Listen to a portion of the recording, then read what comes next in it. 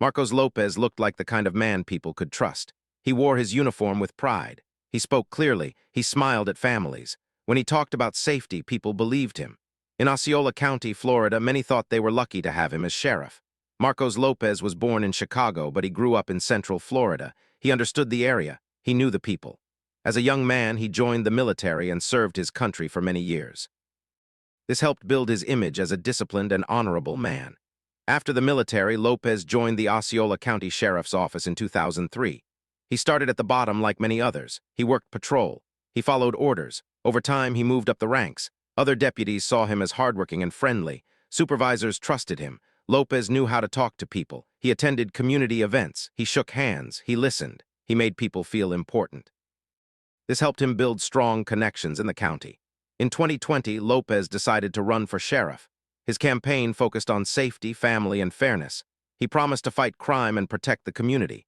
Many voters liked his message. When election day came, Marcos Lopez won. His victory was historic. He became the first Hispanic sheriff in Osceola County. Supporters celebrated. Many believed this showed progress and unity in the community. Lopez thanked voters and promised to serve with honor. As sheriff, he pushed new programs. He helped create a real-time crime center to watch crime as it happened. He supported programs to protect elderly people from scams. He even helped start special training classes to encourage women to become police officers. At public meetings and news interviews, Lopez spoke strongly about law and order. He talked about honesty and duty. Families felt safer seeing him on television. Parents trusted him. Deputies worked under him believing they were part of something good. In 2024, Lopez ran for re-election. He won again easily. This made his image even stronger.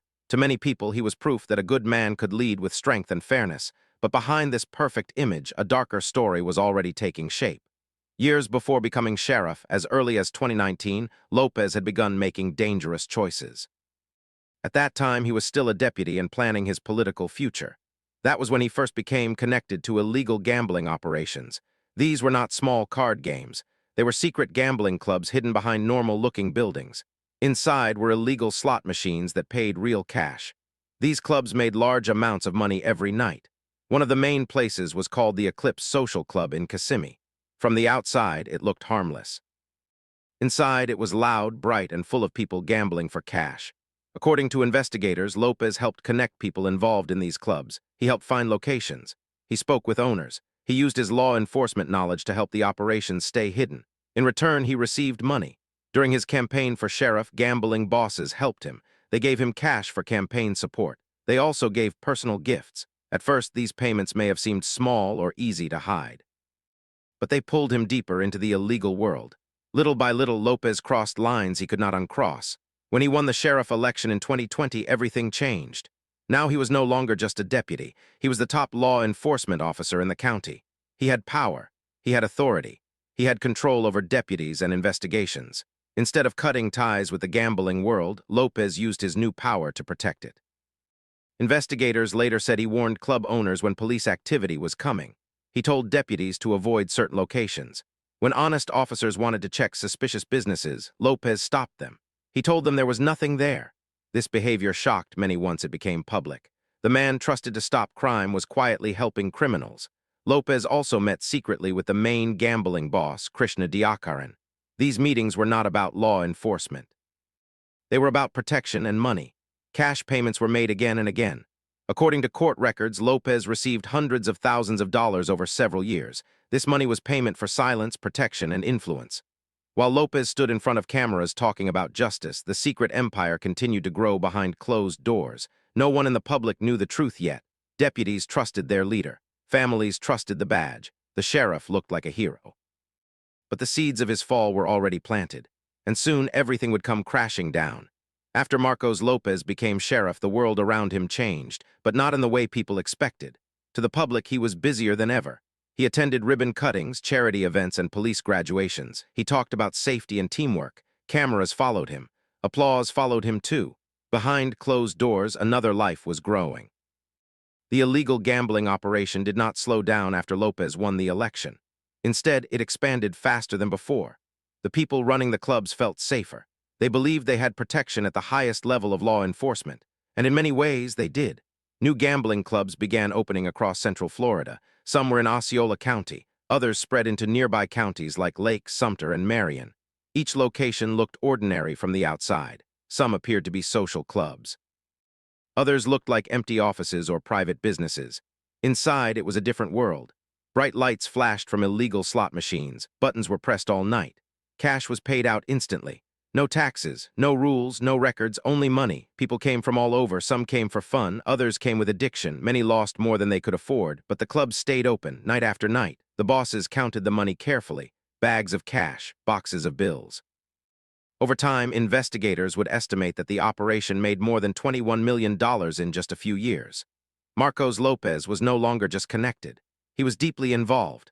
According to court records, Lopez used his position to help the gambling network survive and grow.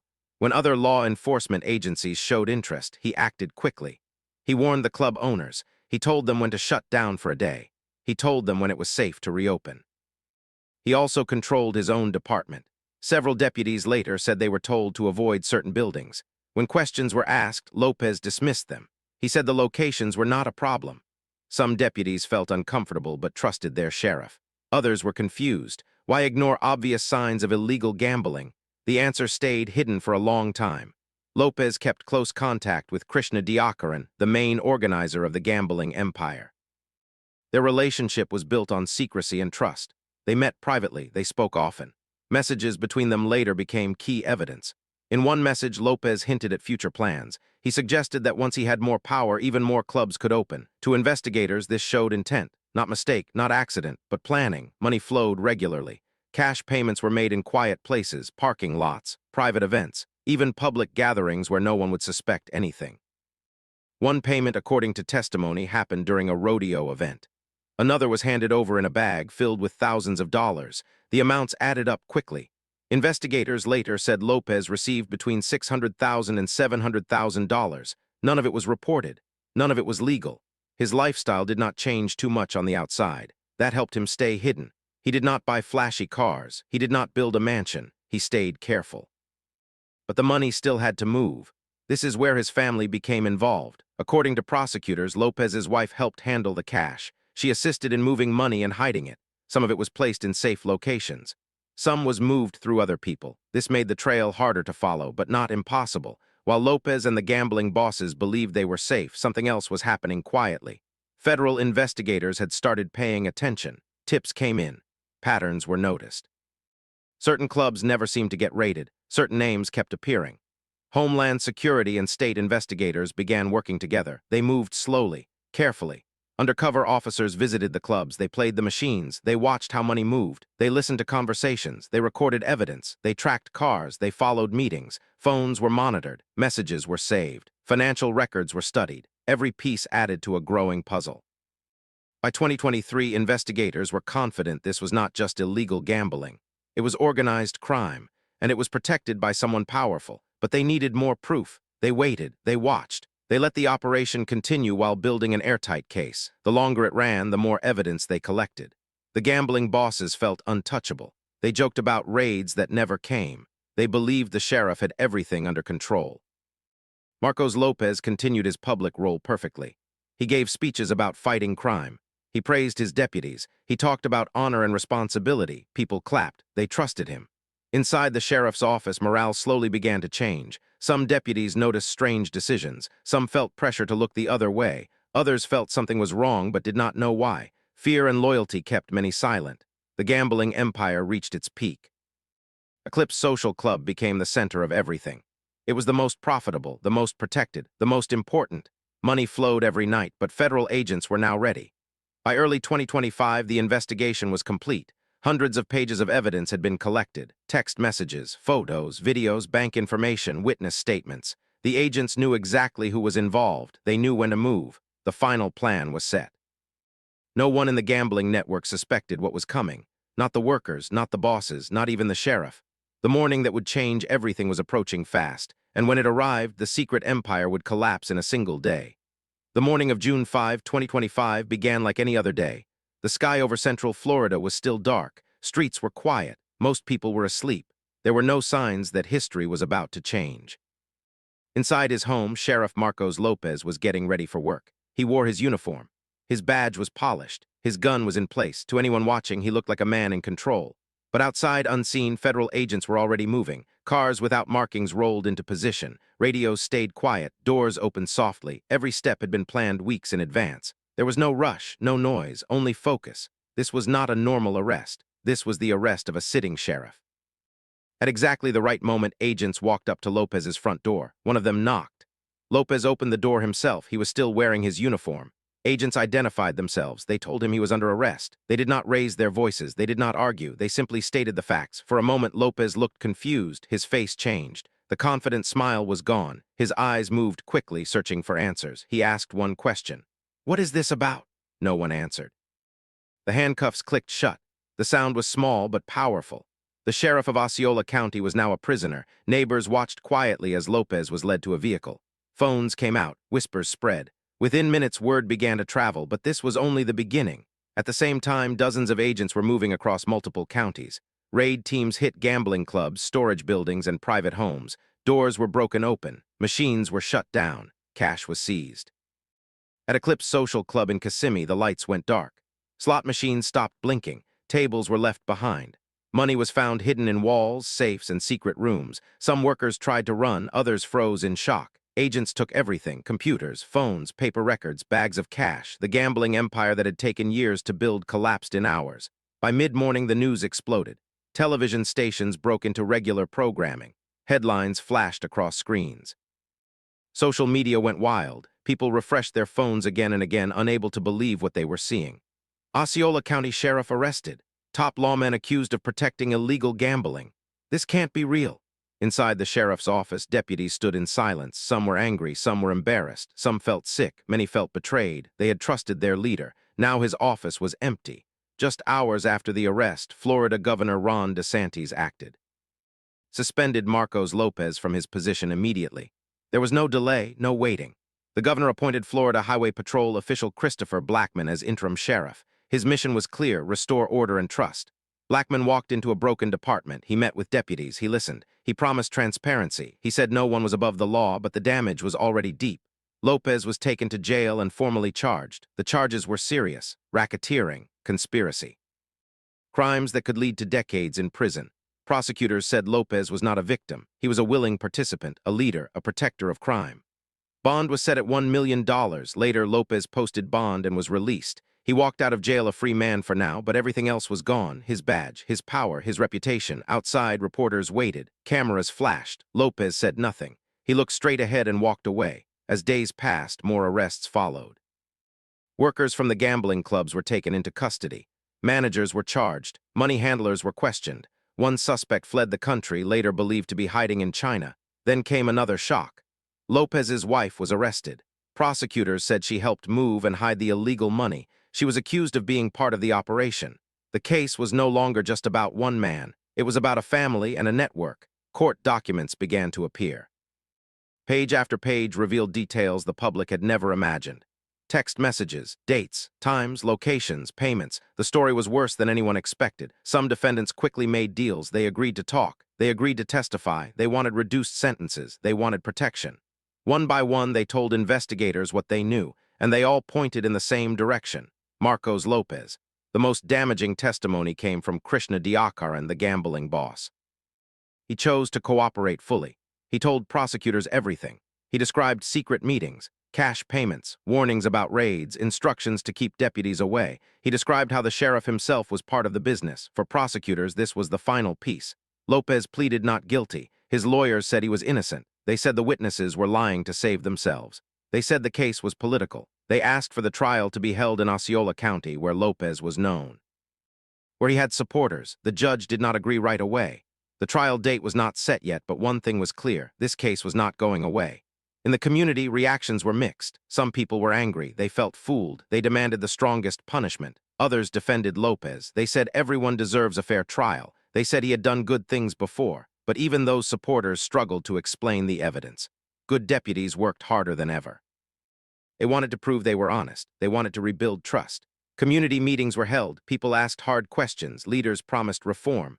The gambling clubs were shut down, buildings stood empty, signs were removed, machines were gone, but the harm remained. Families had lost money, addictions had grown, trust had been destroyed. And at the center of it all was a fallen sheriff, a man who once stood as a symbol of safety, now stood as a warning. The badge that once shined was now a reminder. Power can protect, or it can corrupt. And when it falls into the wrong hands, the damage reaches everyone. The trial was still ahead. The truth was still coming, and the final judgment had yet to be made. After the arrests, silence did not last long. Court papers began to surface. At first, only a few pages were released, then more, then hundreds. Each page peeled back another layer of the story that had been hidden for years. Investigators presented a case file more than 250 pages long. It was filled with messages, photos, records, and witness statements. Together, they painted a clear picture of what had really been happening behind the badge. This was no misunderstanding. This was a system. Text messages showed how closely Marcos Lopez communicated with the gambling bosses. The tone was friendly, familiar, sometimes even casual. There was no sign of fear or distance. It was clear they trusted each other. In several messages, Lopez discussed timing. He warned when police attention might increase. He suggested slowing down operations for a short time, then restarting later. These messages were short but powerful. To investigators, they showed intent. Photos showed Lopez meeting with Krishna Diakaran in private places, not at official offices, not during public events, but in quiet locations where no one would ask questions. Financial records showed unusual patterns. Cash deposits that did not match Lopez's salary, money moving through other people. Payments broken into smaller amounts to avoid attention. Then came the witnesses. At first, many defendants stayed silent. They hoped the case might fall apart. But as the evidence grew stronger, fear set in. Prosecutors made offers. Tell the truth and your sentence could be lighter. One by one, people began to talk. Club workers explained how the machines worked, how cash was counted, how money was moved each night. They described secret rooms and hidden safes. Managers explained how warnings came before inspections, how certain deputies never showed up, how the clubs always seemed one step ahead. Then Krishna Diakaran spoke. His testimony changed everything. Diakaran explained that Lopez was not just helping, he was protecting. He said payments were made many times, always in cash, always quietly. One payment, Diakaran said, happened at a rodeo event. People were everywhere. Music was loud. No one noticed a bag changing hands.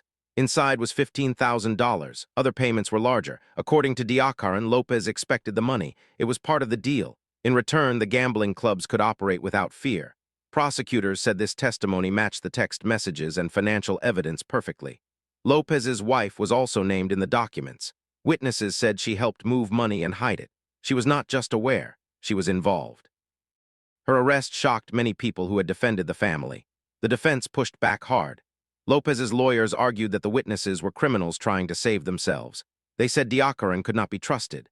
They said the money had other explanations. They claimed Lopez never ordered deputies to ignore crimes. They said he was being framed, but the evidence kept growing. Phone data showed locations. Lopez's phone appeared near meeting spots at the same times described by witnesses. Messages lined up with events. Dates matched raids that never happened. Prosecutors said this was not coincidence. This was coordination. As more details became public, the community reacted strongly. Some people felt angry and sick. They had voted for Lopez. They had defended him. Now they felt foolish. Others felt sad. They remembered the good programs he had started. They struggled to understand how the same man could do both good and bad. Deputies felt pressure everywhere they went. People asked questions. Some showed support. Others showed distrust. The sheriff's office worked overtime to rebuild its image. New rules were announced. Outside audits were ordered. Oversight increased. Interim Sheriff Christopher Blackman spoke often to the public. He promised honesty. He promised reform. He said trust would return, but slowly. The judge overseeing the case reviewed motions from both sides. The defense requested delays. They asked for the trial to be moved closer to Lopez's home area. The prosecution argued against it. They said the case was too big, too public, too sensitive. The judge had not yet decided. Meanwhile, Lopez waited. He stayed mostly silent. He did not give interviews. He did not explain himself publicly. His legal team spoke for him. Some supporters still stood by him. They wore shirts with his name. They said he was being targeted. They said the system was unfair, but their numbers were shrinking. Every new document hurt his case. Every new witness weakened his defense. Experts weighed in on the case. Former prosecutors said it was one of the strongest corruption cases they had seen in years. They said the paper trail was rare in cases involving cash. They said cooperation from the main boss was devastating for the defense. Most believed conviction was likely. Still, nothing was final. In the American justice system, everyone is innocent until proven guilty. The trial would decide everything. But the damage had already been done. Families spoke about loved ones who had lost money in the gambling clubs. Some lost savings, some lost homes, some lost relationships. One woman spoke at a public meeting. She said her husband had become addicted. She said the club ruined their marriage. And the sheriff protected it, she said through tears. Those words stayed with many people. The badge was supposed to protect the community. Instead, it had protected harm. As weeks passed, preparations for trial continued. Lawyers reviewed evidence. Witnesses prepared to testify. Prosecutors organized their case step by step. The truth was no longer hidden. It was written down, recorded, documented, and waiting to be spoken out loud in a courtroom. The question was no longer what happened. The question was what would the punishment be, and whether trust, once broken so deeply, could ever be fully repaired. When the truth became public, the pain spread fast. It did not stay inside courtrooms or news reports. It entered homes, schools, churches, and workplaces. People talked about it everywhere. At grocery stores, at gas stations, at family dinners. The name of the sheriff, once spoken with pride, was now spoken with anger or sadness. Many families felt betrayed. Parents had taught their children to trust the police. They had pointed at the sheriff during parades and said, "That man keeps us safe." Now those words felt heavy. Some parents asked themselves hard questions. If the top law officer could break the law, who could they trust? Who was really watching out for their children? For many, the betrayal felt personal. Veterans were especially hurt. Marcos Lopez had served in the military. He often spoke about honor and duty. Veterans said they believed him because of that shared experience. One retired soldier said, "I wore the uniform for my country. He wore the badge for the people. He broke that promise." Good deputies felt the weight too. They had worked long hours. They had missed birthdays and holidays. They had risked their lives on the streets. Now strangers looked at them with suspicion. Some deputies said people avoided them. Others said they were questioned or insulted while off duty. The badge they wore now brought doubt instead of respect. Inside the sheriff's office, morale was low. Meetings were held often. Leaders reminded deputies why they chose the job. Counseling was offered. New rules were explained again and again. Interim Sheriff Christopher Blackman made rebuilding trust his main goal. He spoke openly about the damage. He admitted mistakes had been made. He promised change. He removed people who were close to Lopez from key positions. He ordered internal reviews. Outside agencies were invited to watch and advise. "Trust cannot be demanded," Blackman said at one meeting. "It must be earned." Meanwhile, the victims of the gambling clubs began to speak. For years, many had stayed silent out of shame. Gambling addiction had ruined finances and families. Some people lost homes, some lost marriages, some lost hope. Now they had a place to share their stories. At town halls and community meetings, people stood up and talked. Voices shook, tears fell. One woman said her husband started visiting a club after work. At first, it seemed harmless. Then money disappeared, arguments started. Finally, he left. "I didn't just lose my savings," she said. "I lost my family." Another man said he had begged for help years ago. He reported a gambling club. Nothing happened. "Now I know why," he said quietly. Anger grew. People demanded answers. How long did this go on? Who else knew? Could it happen again? State leaders responded. The governor spoke clearly. He said no one was above the law, not even an elected sheriff. He promised stronger oversight and quicker action in future cases. The Attorney General said corruption would be hunted wherever it existed. He praised investigators for their patience and work. New proposals were discussed. Better tracking of campaign donations, stronger checks on sheriff powers, more independent audits. Some changes came quickly. Others would take time. In Osceola County, community groups formed to watch and question local government more closely. Citizens attended meetings in record numbers. People who had never been involved before now cared deeply. Trust was broken, but awareness was growing. Still, emotions remained mixed. Some people still supported Lopez. They said he deserved a fair trial. They said he had helped the community in the past. They believed the good should not be forgotten. Others rejected that idea completely. "Good deeds don't erase crimes," one speaker said at a meeting. The room erupted in applause. The divide was clear. As months passed, the story stayed in the news. Every court motion made headlines. Every new detail reopened wounds. Lopez remained free on bond. Some people were angry that he was not in jail. Others said the law was being followed. He stayed quiet, rarely seen in public. His life had become small: court dates, lawyer meetings, waiting. The once powerful sheriff now lived in uncertainty. His former office continued without him. Deputies responded to calls. Crimes were solved. Life moved forward slowly. But something had changed forever. Children asked questions. Parents struggled to answer. Teachers discussed ethics and leadership in class. Churches held prayer meetings for healing. The idea of trust was examined deeply. What does it mean to trust someone with power? How can a community protect itself when leaders fail? Experts spoke on television. They said corruption often grows when power goes unchecked. They said transparency was the best defense. They reminded viewers that most police officers serve honestly, that one fallen leader should not define them all. But they also said this case was a warning about money, a warning about silence, a warning about blind trust. Slowly, signs of healing appeared. Some families found support groups, some deputies found renewed purpose, some citizens found their voice. The gambling clubs were gone, the buildings were empty, the lights were off, but the lessons remained. As the trial approached, people prepared themselves emotionally. Some wanted justice, some wanted closure. Some wanted answers that might never come. One thing was clear, the community would never forget. The badge had fallen, and everyone felt the impact. As time passed, the noise around the case slowly changed. At first, it had been shock, then anger, then pain. Now the community began to think deeper. People started asking not only what happened, but why it happened and how to stop it from happening again. Marcos Lopez waited for trial. He was no longer surrounded by cameras or supporters. His days were quiet. He met with lawyers, he read court papers, he prepared his defense. The man who once controlled an entire county now had very little control over his own future. In public records, he was no longer called Sheriff Lopez. He was simply the defendant.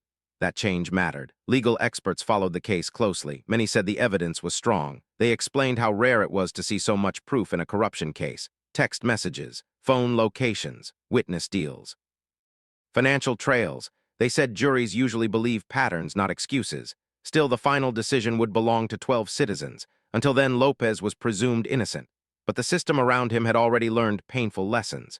Florida officials reviewed laws that gave sheriffs great power with little oversight. Some experts said the position had too much independence. Others said independence was good, but accountability was missing. New discussions began. Should sheriffs face regular outside audits? Should campaign donations be watched more closely? Should warning systems exist when complaints are ignored? These questions reached beyond Osceola County. Other counties listened carefully. Leaders across the state paid attention. No one wanted the same story repeated. Inside law enforcement, the case became a teaching example. Training programs added lessons about ethics and responsibility. Officers were reminded that loyalty to the law mattered more than loyalty to any one person. Young deputies were told, if something feels wrong, speak up. That message mattered. Community trust was slow to return, but not impossible. Interim Sheriff Christopher Blackman continued to meet with residents. He did not promise perfection. He promised effort, transparency, accountability. Over time, people noticed changes. More information was shared publicly. Complaints were handled openly. Leaders answered difficult questions instead of avoiding them. Trust began to rebuild piece by piece. Families affected by gambling found support. Counseling programs expanded. Churches and nonprofits stepped in to help people recover financially and emotionally. For some, healing meant forgiving. For others, it meant never forgetting. Both were valid. The gambling clubs stayed closed. New laws made it harder for similar operations to hide. Inspections increased. Warnings were taken seriously. What once thrived in darkness now faced the light. As the trial date approached, emotions rose again. Some people wanted the harshest punishment. They believed it would send a message. Others wanted fairness and due process above all. The courtroom would soon decide, but even before the verdict, one truth was clear. Power had failed, not just one man, but the system that allowed him to operate without challenge. People learned that trust should never be blind, that leaders must be questioned. That silence can protect wrongdoing. The badge, once seen as untouchable, was now understood as human, and humans can fail. Marcos Lopez's story became a warning told across the state. A story about ambition without limits, about money that whispered too loudly, about choices made in private that destroyed a public life. Some still remembered the good he once did. Programs he started, speeches he gave, moments when he helped people, but those memories could not erase what came after. Good actions do not cancel bad ones. The future of Osceola County moved forward. New leaders rose, young officers took oaths with fresh understanding. Citizens stayed more involved than ever before.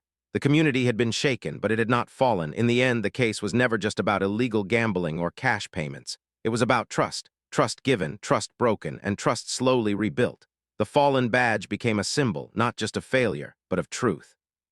Truth that eventually rises, truth that forces change, truth that reminds everyone that no one is above the law, not a deputy, not a sheriff, not anyone.